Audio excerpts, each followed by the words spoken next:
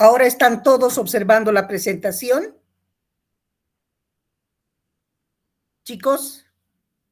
Sí, doctora.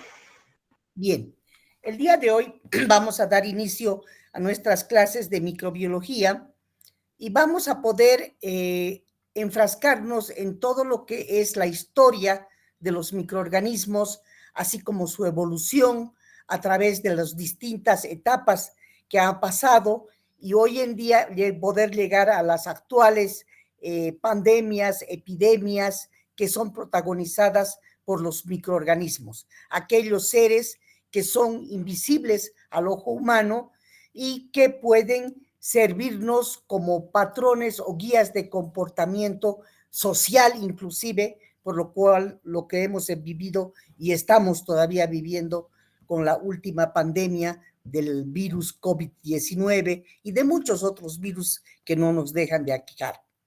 Para ir al estudio de esta materia, yo primero quiero hacerles un listado de lo que van a ser los textos de referencia y voy a pedir en primer lugar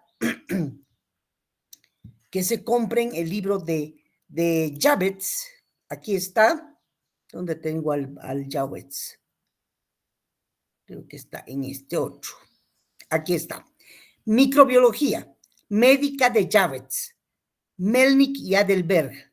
A partir de la edición 26, 27, 28, 29, si ya ha salido, o la 30, de la editorial Manual Moderno, porque tienen que saber también que con el tema de la pandemia, por más de un periodo de 3, 4 años, las editoriales y todo lo demás han dejado de sacar nuevos manuales. De todas maneras, este es el libro base, Microbiología Médica de Jabez, lo pueden conseguir en la Facultad de Medicina, en La Puerta o también en la Final Calama, donde tenemos en la Facultad de Economía, ¿no es cierto?, esos puestos donde venden, allí hay buenas ediciones a colores inclusive y baratas y económicas. Esto es de la editorial Manual Moderna. Es muy bueno como texto de consulta el libro de microbiología médica de Murray, Sherris y Rosenthal. Este también es muy bueno, está en la facultad. Tenemos otro, microbiología de Kahneman, Allen Handa, de la editorial Panamericana. Tenemos el microbiología médica de Pumarola y otros libros como el Guillem Prats, microbiología y parasitología. También el Bailey Scott, sobre todo para la práctica. Para la parte práctica es Bailey Scott, diagnóstico microbiológico, a partir de su 4ª edición.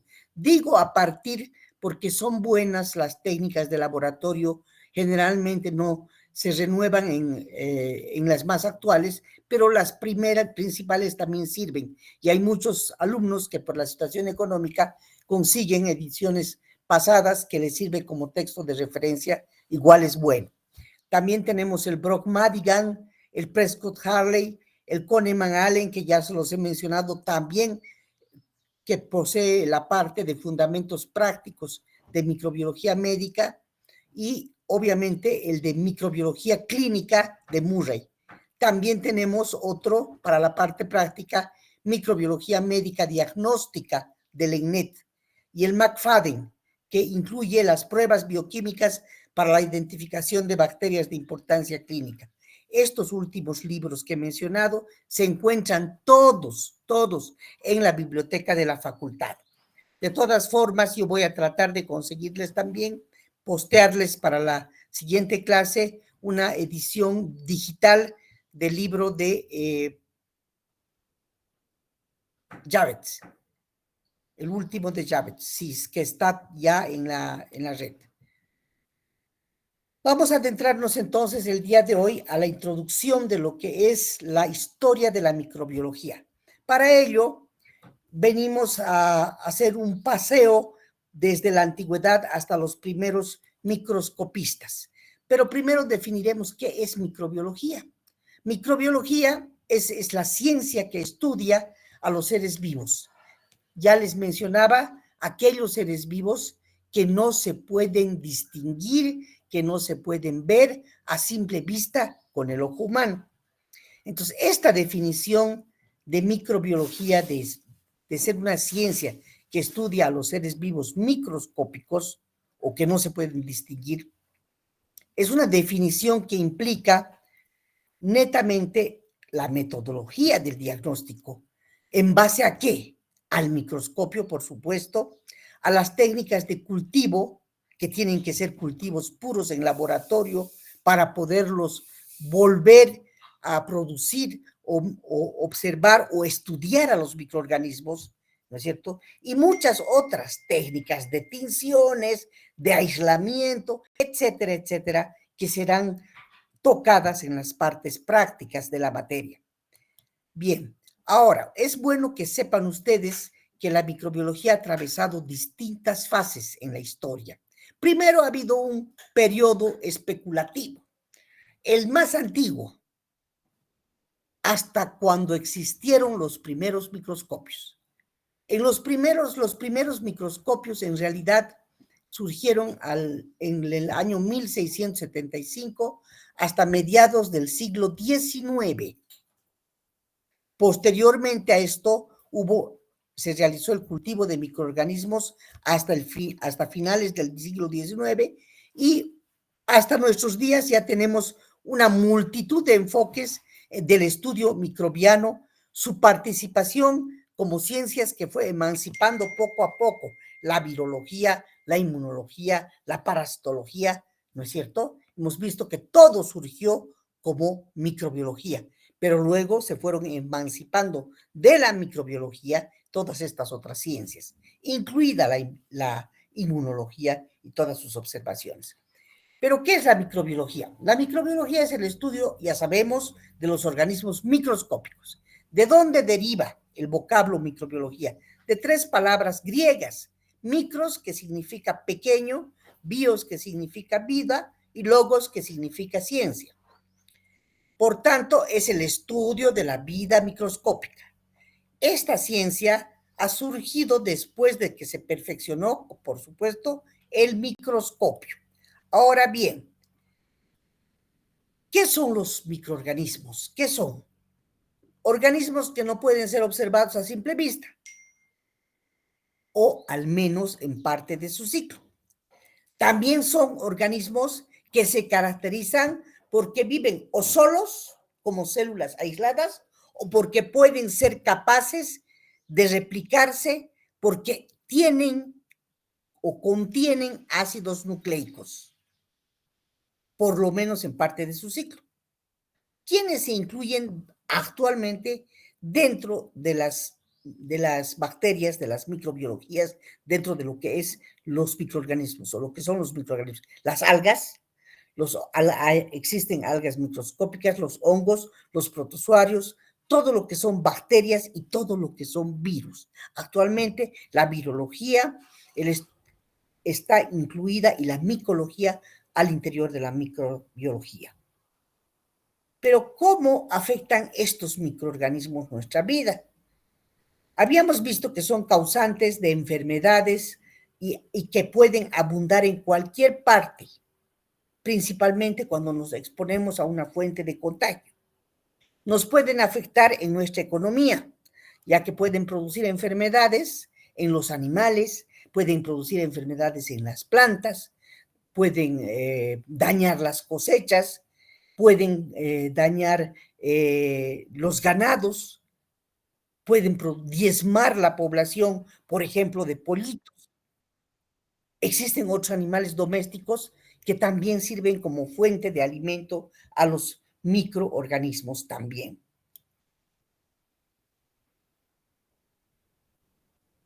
También sabemos que los microorganismos están presentes en nuestras vidas de manera buena, como por ejemplo aquellos que están introducidos en la producción de alimentos. Hay alimentos como el yogur, el queso Roquefort, el queso Brie, etcétera, etcétera, que se preparan utilizando microorganismos. La biotecnología es una ciencia que ha surgido en base a que el alcohol es producido por levaduras, el ácido oxálico, que se utiliza para fabricar muchos productos alimenticios y se puede usar también en tintes y como colorante, el ácido propenoico, el ácido acrílico, que se utilizan como intermediarios en la producción de plásticos, son producidos por microorganismos. El ácido láctico, por Bacillus lactis, empleado para acidificar alimentos como anticongelante, el ácido acético, las enzimas que se utilizan para las aplicaciones más diversas que podamos sospechar, como por ejemplo en los tejidos, en la incorporación de enzimas a detergentes, la conversión de harina de maíz hasta llegar a miel o cuando es utilizada como edulcorante, la industria farmacéutica en la producción de antibióticos, como ser todos los que conocemos hasta el presente, desde el advenimiento de la penicilina, ¿no es cierto? Las drogas, las hormonas, la insulina, el glutatión, los factores de crecimiento, el interferón, la eritropoyetina, todo está en base a microorganismos. Entonces, no solo nos hacen daño, sino que también son benéficos y existen muchísimos. Esas serían las bases, pero existen ramas que en base a todo esto han surgido. Podríamos conocer y hablar de lo que es una microbiología en general, pero también tenemos que reconocer que ahora existen microbiologías industriales, microbiología de alimentos, que es otra materia que la van a llevar ustedes en quinto año. Hay microbiología sistemática que atiende toda la parte genética de las clasificaciones de las bacterias, mutaciones, etcétera, etcétera. También tenemos la microbiología médica. Exclusivamente a esta nosotros nos vamos a abocar en este cuarto año de estudio de la carrera de bioquímica y farmacia. También tenemos la microbiología veterinaria, cada vez más utilizada por las personas el día de hoy, ya que los animales están sumamente protegidos, ¿no es cierto? Y tienen sus propios laboratorios ahora. En veterinaria existe la carrera de veterinaria, también ustedes lo saben. Y bueno, y si tendríamos que ahondar en las epidemias que le han dado la importancia a la microbiología, estas han sido descritas pues desde los inicios de la historia de la humanidad y han sido atribuidas en un primero, en ese periodo de antiguo, inclusive se atribuían a hechizos o a magia, las enfermedades. No tuvieron explicación sino hasta el siglo XVII. Y ahí podemos ver los estudios de Anthony van Leeuwenhoek, que fue el pionero por su descubrimiento del microscopio, descubrió los protozoos, los glóbulos rojos de la sangre, el sistema de capilares, los ciclos vitales de los insectos. Construyó como entretenimiento diminutas lentes biconvexas que las llamó primer microscopio, y estas lentes estaban montadas sobre platinas de latón y se podían sostener muy cerca del ojo. Y a través de esas pequeñas lentes podía observar objetos que montaba sobre la cabeza de un alfiler. Imagínense, ampliándolos hasta 300 veces. Esos fueron los primeros estudios de Leeuwenhoek. También Leeuwenhoek ya en esas épocas demostró los huevos de los gorgojos, de las pulgas, de los mejillones. Describió el ciclo vital de las hormigas, mostraba las larvas de donde procedían los huevos, pudo examinar las plantas, los tejidos musculares y describió 3 tipos de bacterias en la historia de la microbiología. Los bacilos, los cuales tenían forma de bastón, los cocos, que eran esféricos, y los espirilos. Pero mantuvo en secreto este señor el arte de construir sus lentes. Y no se realizaron nuevas observaciones de bacterias hasta que se desarrolló el microscopio compuesto en el siglo XIX. Imagínense ustedes. O sea, hubo todavía un periodo muy largo entre lo que ha sido Anthony van Leeuwenhoek, que ha sido el descubridor del mundo microbiano. Ahí están justamente los bacilos, los cocos y los espirilos. Estas eran las lentes montadas sobre una platinita. Ese era el primer microscopio. Sus primeros dibujos se publicaron en el año 1684. Luego viene en el año 1635 hasta el 1702, ya por los albores del 1700, Robert Hooke. Robert Hooke creó ya el primer microscopio compuesto. Y aquí tenemos las observaciones también de Francesco Redi, un italiano, que colocó pedazos de carne en frascos abiertos y en algunos frascos cerrados. Él observó que solo aparecían gusanos en los frascos abiertos. Entonces vio que los microorganismos eran seres vivos y que necesitaban de oxígeno para crecer y multiplicarse.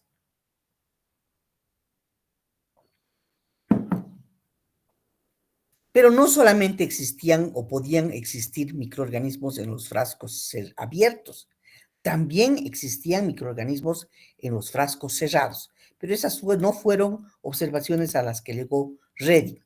Lázaro Spallanzani, ya otro microbiólogo importante, hizo algunos descubrimientos calentando un caldo abierto y observó que al cabo de un tiempo aparecían microorganismos.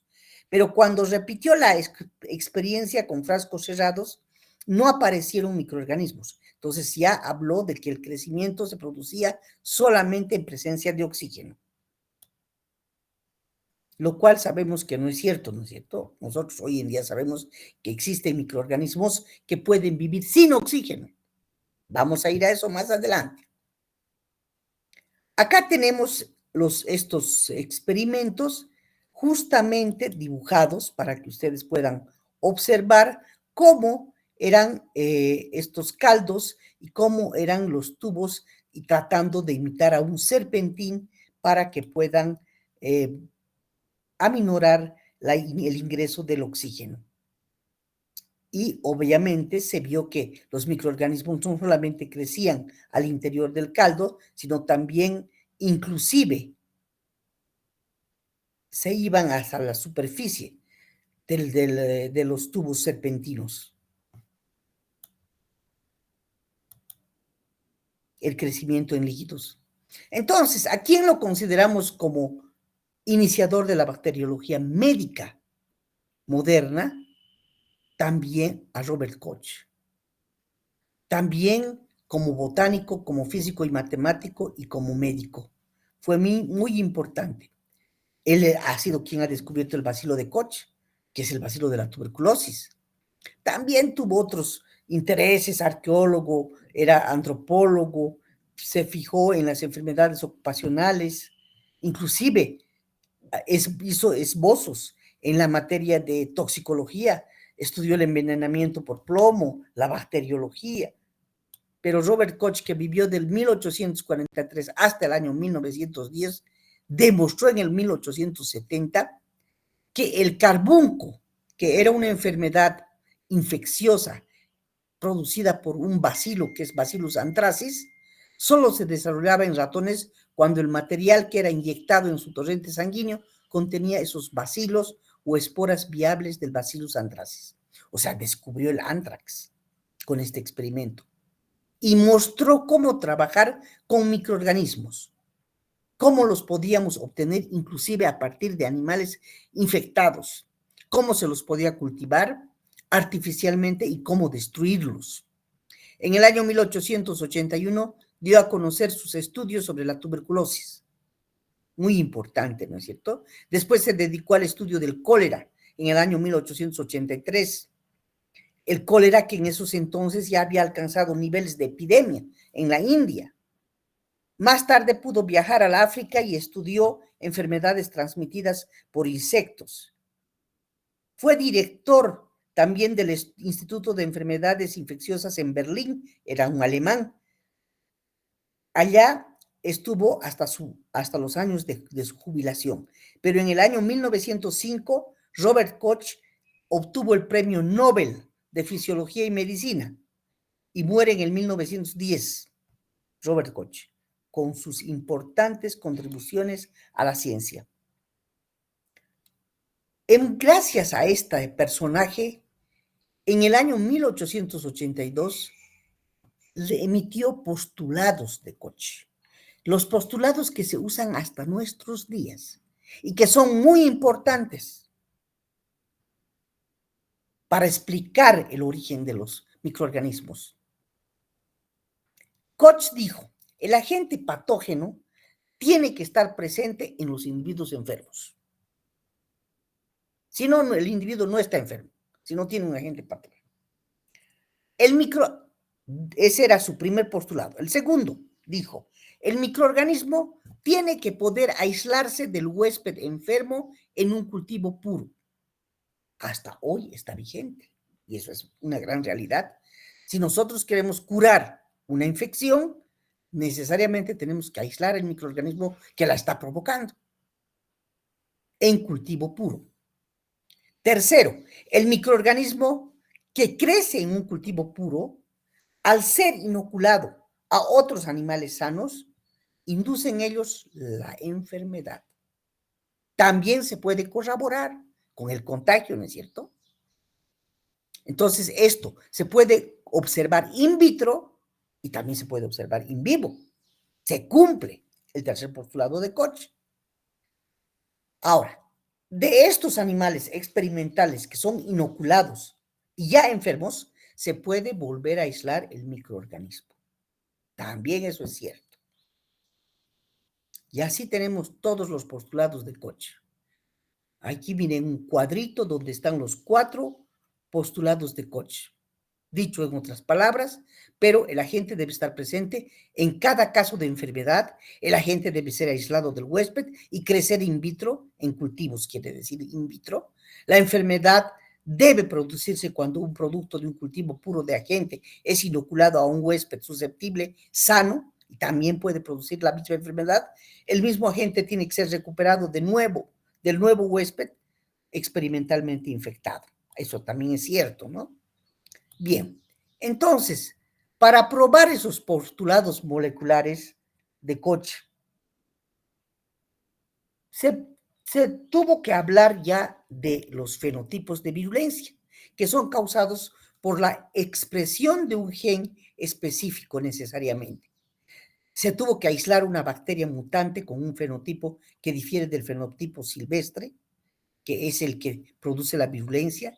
Se tuvo que clonar hoy en día el gen silvestre. Al introducir el gen silvestre en bacterias mutantes, se debe reproducir el fenotipo silvestre, se debe poder seguir manteniendo la virulencia del microorganismo inicial. Y todo esto es lo que estamos viendo a diario, que está sucediendo. Pero para recordarlo, diremos que Koch ha aislado diversos agentes patógenos: el cólera, la difteria, el tétanos, la neumonía, la meningitis, la peste, la sífilis, hasta el advenimiento de Louis Pasteur. Louis Pasteur, que fue un químico y biólogo francés, fundó en realidad la ciencia de la microbiología. Él fundó. Comenzó investigando procesos de fermentación de alimentos como el vino, la cerveza, y descubrió la existencia de bacterias que interferían en este proceso. En el año 61, Louis Pasteur introdujo términos de aerobio y anaerobio. O sea, ya hizo una clasificación de los microorganismos, de los que vivían en presencia de oxígeno y de los que no vivían, de los que vivían también sin oxígeno. Llamó a los que vivían sin oxígeno anaerobios. Hasta el día de hoy se utiliza este término. Aplicó estas conclusiones al estudio y desarrollo de muchas enfermedades. Introdujo el término virus, sin hacer distinción, y vacuna en honor a Jenner y su descubrimiento con James Pepys, ¿no es cierto? Hemos hablado de esto en nuestra primera clase cuando hemos tocado la historia de la inmunología, que va paralela casi a esto. Luego, Pasteur desarrolla vacunas que han conseguido salvar miles de vidas. Cólera, la epidemia de la gripe aviar, para el anthrax y para la rabia. Posteriormente, Ferdinand Julius es considerado fundador de la microbiología moderna y padre de la bacteriología. Este Julius, Ferdinand Julius Kohn, en el año 1872 propuso que las bacterias se clasifiquen en géneros, en especies y en sus variedades. Y fue capaz ya de describir otros microorganismos que se puedan transmitir por aguas contaminadas. También hubo algunos otros eventos importantes, como el de Joseph Lister, que hizo estudios sobre la fermentación de la leche por una bacteria, Bacterium lactis. Neisser, que identificó al agente causal en 1879 de la gonorrea. Por eso se llama, en honor a Neisser, se llama Neisseria gonorrea, el agente causal de esta enfermedad, que es una enfermedad de transmisión sexual. Luego tenemos a Laverin en el año 1880, que encuentra al parásito de la malaria al interior de los glóbulos rojos. Luego tenemos en el año 1881 a Paul Ehrlich, que utiliza el azul de metileno para colorearlos. Y llegamos al 1881 con el descubrimiento magistral de los antibióticos. ¿Cómo? Con un científico, Alexander Fleming, descubrió que algunas colonias que crecían en un medio de cultivo, él estaba y él por error, olvido u omisión, dejó un medio de cultivo en su laboratorio, donde estaba cultivando algunas bacterias, algunos cocos, conocidos como Staphylococcus aureus. Y como lo dejó de viernes, por decirles, a lunes, cuando volvió el lunes al laboratorio, descubrió que alrededor de esas colonias había crecido un hongo. Se contaminó el cultivo con un hongo, el penicillium, que posteriormente fue llamado penicillium. Y vio que el hongo hizo que no existieran bacterias alrededor de él. Entonces, consiguió extraer el compuesto activo de este hongo y lo llamó penicilina. Con este descubrimiento, Alexander Fleming pasó, pero a la historia para siempre, y además que benefició a la humanidad, porque antiguamente, contraían un microorganismo y podían llegar a morirse. Las guerras, se infectaban las heridas y los soldados se morían. A partir de que se descubrió la penicilina, había opción de vida, porque se podía destruir a los microorganismos. Posteriormente ya surgieron los experimentos de Carl Huss, los experimentos de los genetistas, en que vieron que los 3 dominios de vida de las eubacterias eran clasificadas en eucariotas y arqueobacterias, en las más antiguas. Luego vinieron los análisis con los microscopios. El ojo humano sabemos que solamente puede distinguir partículas de 0.2 milímetros. El microscopio óptico, milimicras, perdón, el microscopio óptico tiene una resolución máxima de 0.2 micras hasta 1 micra. El óptico, los que tenemos en nuestros laboratorios. No podemos ver más. Solamente se puede ver más con microscopios electrónicos. Esos microscopios electrónicos tienen resoluciones máximas de 0.5 nanómetros. Lamentablemente, no tenemos ninguno todavía en Cochabamba y menos en Bolivia. No tenemos microscopios electrónicos. En otros países sí. En el Brasil tenemos, en Chile tenemos, en la Argentina también, en el Perú creo que también ya. Esperemos que algún momento podamos contar. Tenemos, sí, microscopios muy buenos ya de barrido de estos últimos, pero los microscopios también han ido evolucionando desde estos, que eran los más antiguitos, han ido pasando hasta estos, y hoy en día tenemos lentes y microscopios muy mejorados que nos permiten, como este, por ejemplo, que tienen palatinas móviles y que son los que actualmente contamos también en la facultad. Entonces, para recordar, han habido causas bacterianas muy importantes de mortalidad, como la tuberculosis, que sigue siendo causa de muerte si no se atiende, el tétanos, el cólera, la tosferina, todas estas eran causas de muerte. Y obviamente la microbiología va a estudiar, y la microscopía, el microscopio electrónico, el microscopio óptico, nos van a permitir ver los cultivos, las colonias que crecen al interior de estos cultivos, las vamos a poder ver con tinciones, inclusive, pero el microscopio electrónico nos puede permitir ver inclusive el interior o contemplar el interior de estos cocos, ¿no? Entonces, eso también ya lo saben. Ahora bien, acá tenemos distintas formas de bacterias. Las bacterias sabemos que son unicelulares, tienen solo una célula y pertenecen al grupo de los protistas inferiores. Son células cuyo tamaño es variable, pero cuyo límite inferior, ya saben, está en las 0,2 micras y el superior en las 50 micras. Sus dimensiones medias oscilan entre 0,5 y 1 micra. Sus dimensiones intermedias. Y hay las diversas morfologías y formas. Estas son fotos o fotografías que corresponden al microscopio electrónico. Acá tenemos que hay muchos grupos bacterianos. Las conocidas como arqueobacterias son fósiles, vivientes, pues viven en hábitats que corresponden a la tierra primitiva. Por ejemplo, pueden sobrevivir en ambientes termales con temperaturas superiores a los 100 grados centígrados.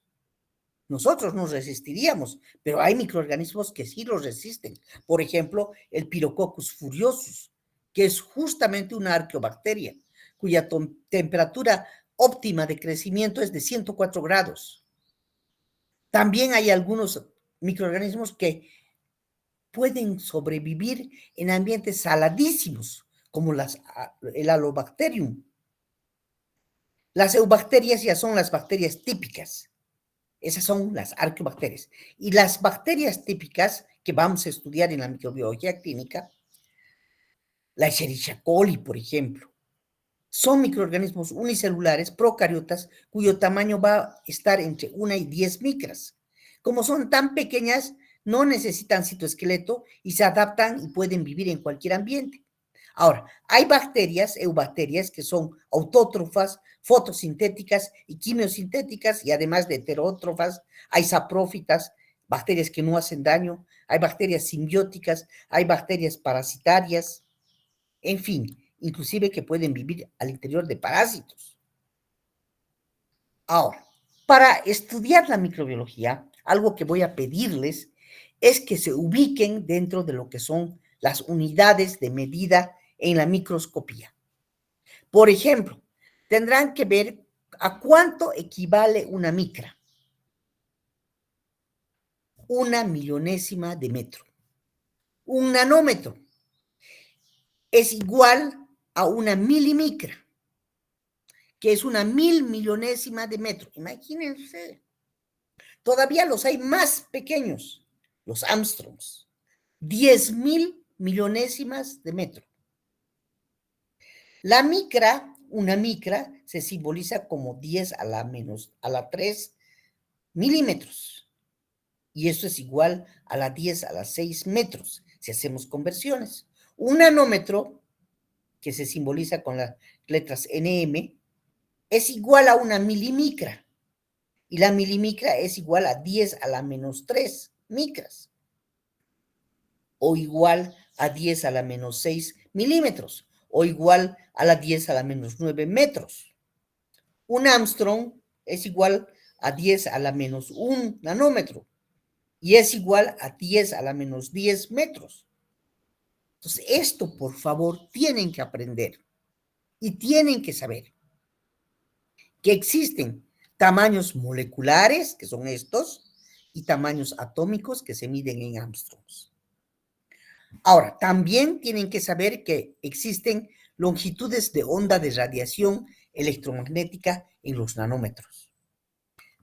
Que los tamaños de las bacterias y los circuitos de microprocesadores están generalmente medidos en micras. Por eso es que se puede clasificar ya las bacterias según su forma. Las más comunes les voy a mostrar en estos cuadritos. Estos que se llaman coquitos, miren, estos del número 1, cocos, que pueden estar solos, que pueden estar de 2 en 2, agrupados o en cadenitas. De acuerdo a que si están solos, se llaman cocos, ¿no es cierto? Ya vamos a ver que estos cocos, si están en cadenas cortas, si están de 2 en 2, perdón, se llaman diplococos, o sea, de 2 en 2. Y si están en cadenas, se llaman streptococos. Ahora, aquellos que tienen forma de bastones, como esta, se llaman bacilos. Bacilos. Otras formas pueden ser, por ejemplo, y ya pueden tener algunas otras, otros pueden tener la forma de coma, se llamarán vibrios, otros van a tener la forma espiral y se llamarán espirilos como estos, y muchos pueden presentar flagelos, miren estos flagelos, que pueden ser monoflagelares, biflagelares, flagelos perítricos alrededor de todo el microorganismo. Entonces, muchos tienen esas prolongaciones que se conocen como flagelos. Bien. En cuanto a la... Ahí están, miren también fotografías electrónicas. Los cocos, como se observan con el microscopio electrónico, y los bacilos. Pasamos a la morfología, que es muy variada. Ahí está Bacillus, Bordetella, Clostridium, Escherichia, ejemplos. Espirulina, algas. Staphylococcus, Streptococcus en cadenas, Salmonella. Entonces, podemos plantear que existe una relación entre lo que es la forma de las bacterias y su modo de vida. Por ejemplo, los cocos tienen forma redonda, una relación de superficie-volumen mínima y muy poca relación con el exterior. Son capaces de vivir en medios ricos en nutrientes, se transmiten por el aire, son muy resistentes y suelen ser patógenos. Los bacilos tienen forma alargada, cilíndrica, tienen una o presentan una mayor relación superficie-volumen, obtienen nutrientes de manera más eficaz, pueden vivir en medios pobres en nutrientes, suelos, aguas, etcétera, menos resistente y también pueden ser saprófitos. Los espirilos y los vibrios pueden presentar formas de hélices, de comas, pueden vivir en medios viscosos, pequeño diámetro, atraviesan fácilmente las mucosas, son muy patógenos por contacto directo o muchas veces llevados por vectores. Acá tenemos que cuando se agrupan, miren, cuando se agrupa un coco de 2, se llama diplococo. En cadenas, streptococo. En grupos más grandes, como racimos, estafilococos. Y los que tienen forma geométrica, cuando están agrupados en forma geométrica, se conoce con el nombre de sarcinas. Pero para adentrarnos en todo esto, tenemos que seguir estudiando lo que es no solo la estructura bacteriana de una célula, en este caso es de un bacilo, miren, este vendría a ser el bacilo, que presenta una cápsula, aquí. Todo esto es la cápsula que recubre al bacilo. Presenta una pared, esta que está acá en rosado. Miren, esa es la pared del microorganismo. Además, esta pared tiene esta en negro que se llama o se conoce con el nombre de membrana.